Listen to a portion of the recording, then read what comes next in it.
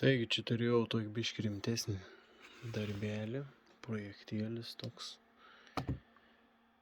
ABS bloko, kaip čia pasakyti, valdiklis, smegenis suvoštų galvutėmis, čia indukcinis rytis kabo. Vis reikals, kas buvo, ko čia reikėjo daryti, tai su tas kontaktas čia pareinančias, reiškia maitiniams čia besijungiantis ir problema buvo, kad neinu povą. Ne kiek nupovo, o tiesiog nudegi. Buvo vidurinė šitas vienas ir antras kontaktą išėjo šaibom ir teko keisti, nes pats bloks veikiantis buvo, o tik situacija, vienu žodžiu, kad sako žmogus, tiesiog nebeveik. Ir keist bloką galvoju, bet nepaėjo, nes, kaip ir koduką turi atitikti, tokis retenybės biškelį yra. Tai, kaip sakant, teko dirbti. Prieš tai pasižaidimų, kaip sakant, čia buvo toks donors, išsiaiškinti, kas per situaciją su tiesiog pasibandymų. Tai pasibandymų čia ir nukėliau visą plokštę, kur yra, vis, valdiklis, sakykime, to reikalo. Pati sudėtingiausia dalis aplamai iš vis tam reikalė esanti, bet tai čia nėra didžiausia bėda, čia dar nesunku tvarkyti tokius šitas laidelius. Pasibandymau čia irgi pats, kaip sakyti, gavau puikią progą pabandyti lietauti čia šitą visus kontaktus, čia irgi viskas puikiai lietaujas, kaip sakant, pabandyta čia irgi, aišku, kaip sakyti, nežiūrinti tai, kad čia saugot, nesaugot, nes sakiau daryti daug aurek, kaip sakyti, kad tik būtų geriau su tau esamu bloku, kuris bus dedams atgal į mašiną. Ir čia, aišku, dėl savęs pasibandžiau, pasižiūrėjau, kas per velniavą, nes tekia girdėti tokių ir litavimų procedūrų yra, nevaikiškas ir kainas, kai kas apsijėm, ir šią paplama, nedaug kas apsijėms to reikalų, nes ir sudėtinga. Pabandžiau, pamačiau, kad nėra sudėtinga, bent jau man, tai realiai čia, kaip sakant, daryti galima. Pati sudėtingiausia procesija tai čia, būtent išsaugoti tus kontaktus arba atrestauruoti. Tai buvo pradžio galvota, kad iš to pateištas išsiimsas kontaktus, dėl to, kad atrodo nebloga viskančia, gera atrodo į kraštinę, bet, kaip sakant, aktualesnis reikalas buvo iš tuštas, galvom paimsiu, pakeisiu.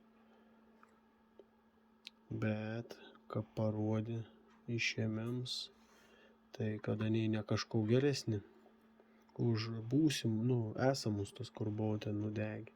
Pasirodo, čia yra greičiausia didelis srovės suvaikšta, aš kaip išanalizavau visą tom bloką, tai būtent ant tų kontaktų paren į variklį, kuris ten hidraulinis tas variklis, vien žodžiu.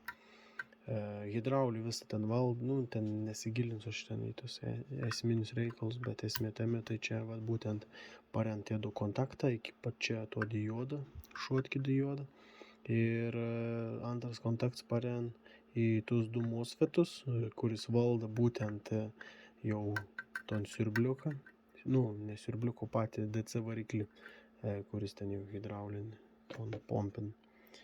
Tai vienu žodžiu.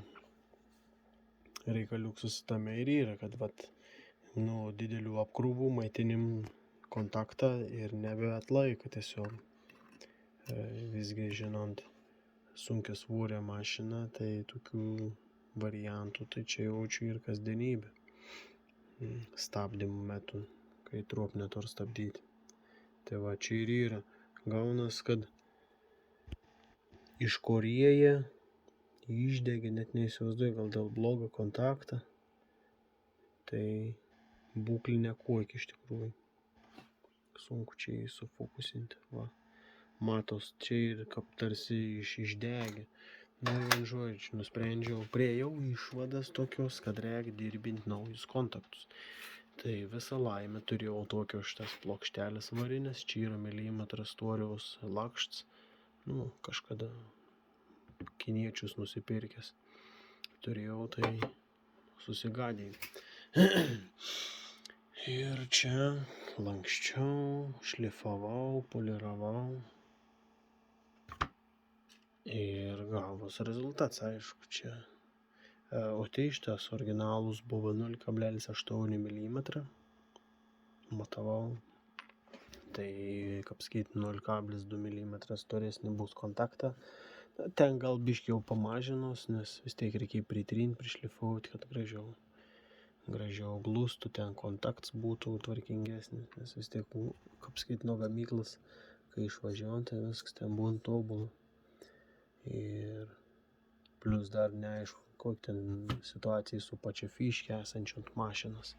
Tai va, vien žodžiu, pats principas buvo padaryti, atstatyti kontaktą naują. Nu, kaip naują, tiesiog kiti buvo įdėti. Tai iš pradžių aš norėjau kontaktinį suvirinimu pabandyti sukabinti, nes žinant didelis ruovis, kad čia vaikščios vėl, neaišku, kiek tas litavims laikys, bet man nepaėjo ta korta. Nepaėjo dėl to, kad man suvirinimo aparačiuks yra, nepajėgus tokių storų, tokių storų, tokį čia milimetrą variaus storis, tokį perkaitinti per visą į storį. Tai, kaip sakant, dabar pati pradžia, tai sulitavus su aukšto lydimos temperatūra lydmetaliu. Ir, bandysim, nežinau, kas čia gausias, laikys, nelaikys. Nežinau, laiks parodys. Bet principę padariau visą reikaliuką. Jo, ir nes irgi pastebėjau, čia visi kontaktai yra esantis viduje, irgi kontaktinių suvirinimų, arba iš vis sukaitinti, privirinti, prideginti. Bet čia matos akivaizdai iš tikrųjų, kad yra kontaktinis suvirinims, visur šitas. Ir to pasekoje yra amžinas kontaktas, iki kol nupūna ar nurūdy. Bet čia jau išorinių veiksnių padariniai būna. O šiuo atveju prilitau. Matysim, kaip laikys.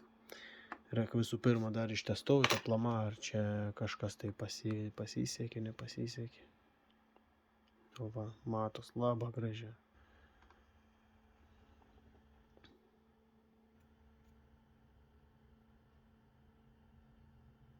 Tokia maža detalė, kad sunku sugraibyti.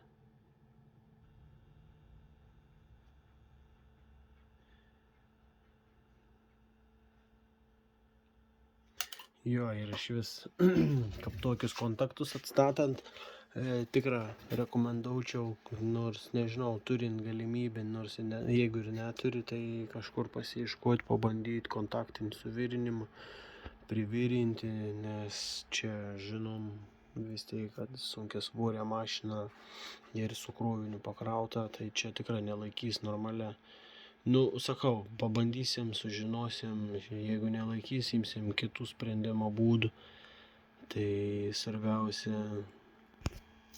pagrindinis dalykas, kad galėtų praeiti be didelių problemų technikinių. Nes ir aplamašė pabasas, tai dėl savęs ir reikalingas. Nes su dideliu svoriu važinėti yra ne kažką, su paprastas stabdės. Gali užkirsti, gali perdegti, perkaisti.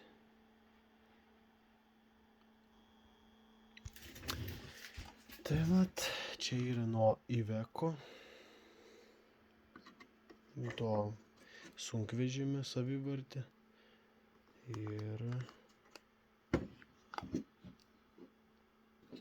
Ir viskas.